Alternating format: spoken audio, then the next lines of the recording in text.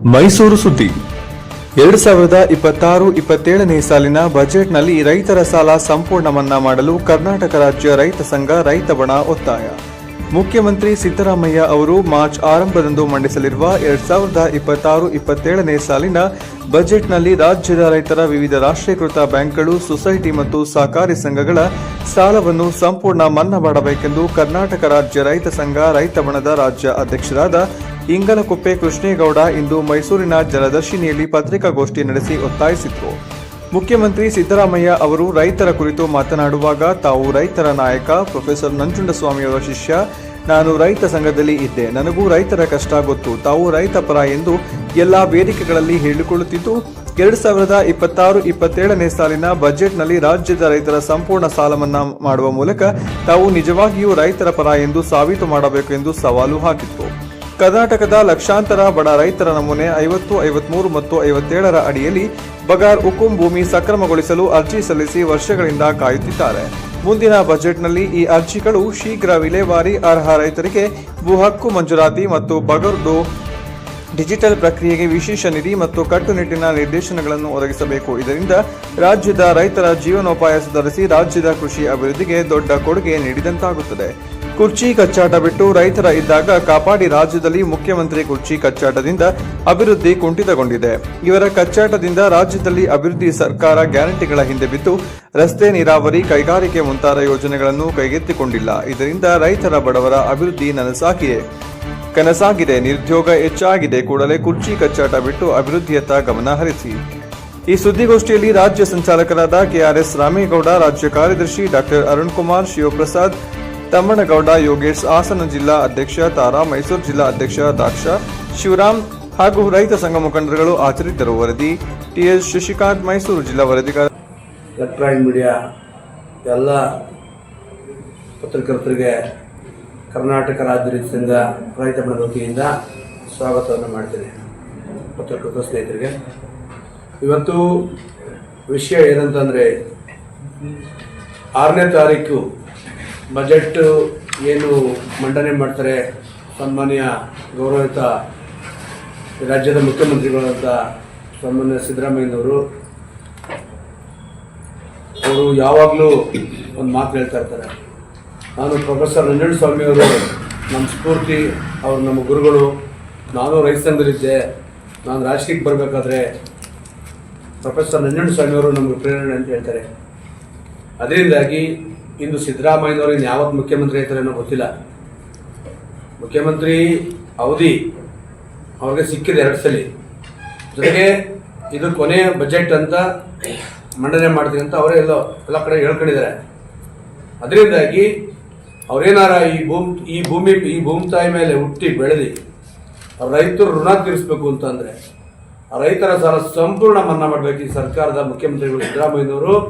ಅವತ್ತು ಅವರು ನಂಜುಂಡಸ್ವಾಮಿಯವರ ಶಿಷ್ಯ, ನಾನು ರೈತ ಸಂಘದಿದ್ದೆ ಅಂತ ಹೇಳ್ಕೊಳ್ಳಿಕ್ಕೆ ಅವ್ರಿಗೆ ಹೆಮ್ಮೆಯಿಂದ ಹೇಳ್ಕೋಬೋದಂತ ಈ ಸಭೆ ಮುಖಾಂತರ ನಾವು ಹೇಳಿಕ್ಕೆ ಇಷ್ಟಪಡ್ತೀವಿ ಬಂಧುಗಳೇ. ಜೊತೆಗೆ ಈಗೇನು ಈ ರಾಜ್ಯ ಸರ್ಕಾರ 56,000 ಹುದ್ದೆಗಳನ್ನ ನೇಮಕ ಮಾಡ್ತೀವಿ ಅಂತ ಹೇಳಿ ಅನೌನ್ಸ್ ಮಾಡಿದೆ.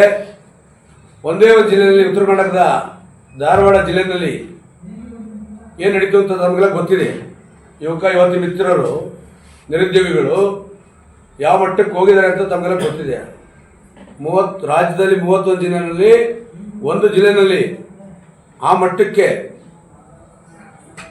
ನಿರುದ್ಯೋಗಿಗಳು, ರೈತರ ಮಕ್ಕಳು, ಉದ್ಯಮಿಗಳ ಮಕ್ಕಳು, ಆಟೋ ಡ್ರೈವರ್ಗಳ ಮಕ್ಕಳು, ತರಕಾರಿ ವ್ಯಾಪಾರ ಮಾಡೋರ ಮಕ್ಕಳು, ಒಬ್ಬ ಹೊಲ ರೈತರ ಮಕ್ಕಳು ಒಂದು ಜಿಲ್ಲೆಯಲ್ಲಿ ಶುರು ಮಾಡಿರೋ ಒಂದು ಬೈಕ್ಗೆ ಈ ಸರ್ಕಾರ 56,000 ಹುದ್ದೆಗಳನ್ನ ನೇಮಕಾತಿ ಭರ್ತಿ ಮಾಡ್ತೀವಿ ಅಂತ ಹೇಳಿದ್ದಾರೆ. ಹಾಗೆ ಇನ್ನೂ 30 ಜಿಲ್ಲೆ ನಿರುದ್ಯೋಗಿಗಳಿದ್ದಾರೆ. ಅಲ್ಲಿಗೆ 15 ಲಕ್ಷ ಹುದ್ದೆ ಕೊಡಬೇಕು. ಇವರು ಲೆಕ್ಕ 31 ಜಿಲ್ಲೆಗೆ 15 ಲಕ್ಷ ಹುದ್ದೆ ಕೊಡಬೇಕು. ಅಷ್ಟು ಹುದ್ದೆ ನಿಮ್ಮ ಹತ್ರ ಕೊಡಕ್ಕೆ ಆಗೋದಿಲ್ಲ, ಖಾಲಿ ಇಲ್ಲ. ಸಾಮಾನ್ಯವಾಗಿ 2 ರಿಂದ 2.5 ಲಕ್ಷ 3 ಲಕ್ಷ ನಿರುದ್ಯೋಗಿಗಳಿಗೆ ಹುದ್ದೆನ ಭರ್ತಿ ಮಾಡಬೇಕು. ನೀವು 56,000 ಜನಕ್ಕೆ ನೀವು ಹುದ್ದೆನ ಕೊಟ್ಟು ಕೋತಿ ತಿಂದು ಕುರಿ ಮೋತೆ ಗೊತ್ತಿಸ್ದಂಗೆ ಮಾಡಿಕ್ ನೀವೇನು ಮಾಡ್ಕೊಂಡಿದ್ರಿ, ಅದನ್ನು ಕೈ ಬಿಡಬೇಕು. ಕಡಿಮೆ ಅಂದ್ರೆ 2.5 ಲಕ್ಷ 3 ಲಕ್ಷ ಜನ ನಿರುದ್ಯೋಗಿಗಳಿಗೆ ಕೆಲಸ ಕೊಡಬೇಕು, ಸರ್ಕಾರಿ ಕೆಲಸನ. ಈಗ ಇಲ್ಲಿರೋರ್ ಮಕ್ಕಳು, ಕೆಲವರು ಎಲ್ಲಾರ ಮಕ್ಕಳುಗಳು ಪಾಪ ಓದಿ ನಿರುದ್ಯೋಗಿಗಳಿಗೆ ತಾವು ನೋಡ್ತಾ ಇದ್ದೀವಿ. ಅದರಿಂದಾಗಿ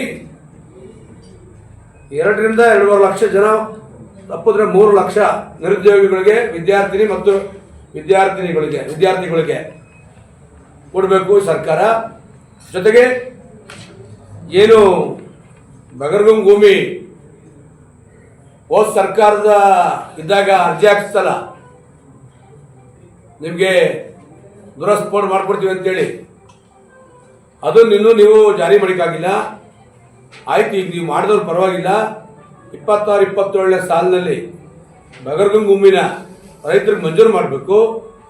ಜೊತೆಗೆ ಇಡೀ ರಾಜ್ಯದಲ್ಲಿ ಏನು ಈ ಸರ್ಕಾರ 1 to 5 ಆದೇಶ ಮಾಡಿ ದುರಸ್ತು ಬೋರ್ಡ್ ಮಾಡಿ ಅಂತ ಏನು ಈ ರೆವಿನ್ಯೂ ಮಂತ್ರಿಗಳು ಸನ್ಮಾನ್ಯ ಕೃಷ್ಣ ಬೈರೇಗೌಡರು ಏನು ಆದೇಶ ಮಾಡಿದ್ರು, ಆ ರೀತಿಯಾಗಿ ಶಕ್ತಿವಂತರಿಗೆ ಮಾತ್ರ ರೆವಿನ್ಯೂ ಇಲಾಖೆಯಲ್ಲಿ ದುರಸ್ತು ಬೋರ್ಡ್ 1 to 5 ಆಗಿ ದುರಸ್ತು ಬೋರ್ಡ್ ಮಾಡ್ತಾವ್ರೆ. ಬಡವರು, ನಿರ್ಗತಿಕರು, ಅಲ್ಪಸಂಖ್ಯಾತರು, ದಲಿತರು, ಕೂಲಿ ಮಾಡುವಂತ ರೈತರು, ಕಡು ಬಡ ರೈತರದು 1 to 5 ಮಾಡಿ ದುರಸ್ತು ಬೋರ್ಡ್ ಮಾಡ್ತಾ ಇಲ್ಲ. ಏನ್ ಶಕ್ತಿವಂತರಿದ್ರು ಅವ್ರ ಹತ್ರ VARIಗಳ ಮೂಲಕ ಲಕ್ಷ ವಸೂಲಿ ಮಾಡಿ ಇವತ್ತು ಈ ಸರ್ಕಾರಕ್ಕೆ ಒಂದು ರೆವಿನ್ಯೂ ಇಲಾಖೆ ದೊಡ್ಡ ಭ್ರಷ್ಟಾಚಾರ ಅಂತೇಳಿ ಈ ರಾಜ್ಯದ ರೈತರು ಏನು ಅಳಲು ತೊಡಕುತ್ತಿದ್ದಾರೆ. ಸರ್ಕಾರ ಗಮನಕ್ಕೆ ಬಂದಿದ್ರು ಕೂಡ ಕಂಡ್ರು ಕಾಣದಂಗೆ ನೀವು ಕುರ್ಚಿ ಕಾಳಗ ಮಾಡ್ಕೊಂಡು ಇವತ್ತೇನು ಈ ರಾಜ್ಯದ ರೈತರನ್ನ ಮತ್ತೆ ಈ ರಾಜ್ಯದ 7 ಕೋಟಿ ಕನ್ನಡಿಗರನ್ನ ಮರ್ತು ನೀವು ಕುರ್ಚಿ ಆಸೆ ಇಟ್ಕೊಂಡು ನೀವು ಕುರ್ಚಿ ಉಳಿಸ್ಕೊಳ್ಳಿಕ್ಕೆ ಏನೇನು ಮಾಡಬೇಕು ಮಾಡ್ತಾ ಇದ್ದೀರಿ ಹೊರತು ಈ ರಾಜ್ಯದ ರೈತರನ್ನ ಹಿತಕಾಯೋದ್ರಲ್ಲಿ ನೀವು ವಿಫಲವಾಗಿದ್ರಿ. ಜೊತೆಗೆ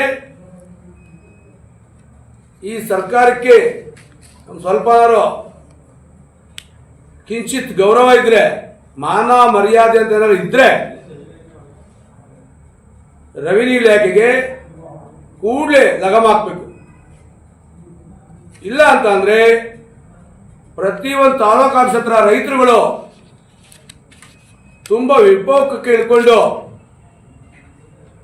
ಯಾವ ಮಟ್ಟಕ್ಕೆ ಇಳಿತಾರೆ ಅಂತಂದ್ರೆ, ಧಾರವಾಡದಲ್ಲಿ ಮೊನ್ನೆ ನಿರುದ್ಯೋಗಿಗಳು ಏನು ಬೀದಿಗಳು ಗಲಾಟೆ ಮಾಡಿದ್ರು, ಅದರಿಂದ 100ರಷ್ಟು ನೊಂದ ಕುಟುಂಬಗಳು, ರೈತ ಕುಟುಂಬಗಳು ಬೀದಿಗಿಳಿದು ಈ ಸರ್ಕಾರದ ವಿರುದ್ಧ ಹೋರಾಟ ಮಾಡೋದಕ್ಕೆ ರೆಡಿಯಾಗಿದ್ದಾರೆ ಅಂತ ನಾನು ನಿಮ್ಮ ಮುಖಾಂತರ ಹೇಳಿಕ್ಕೆ ಇಷ್ಟಪಡ್ತೀನಿ ಬಂಧುಗಳೇ.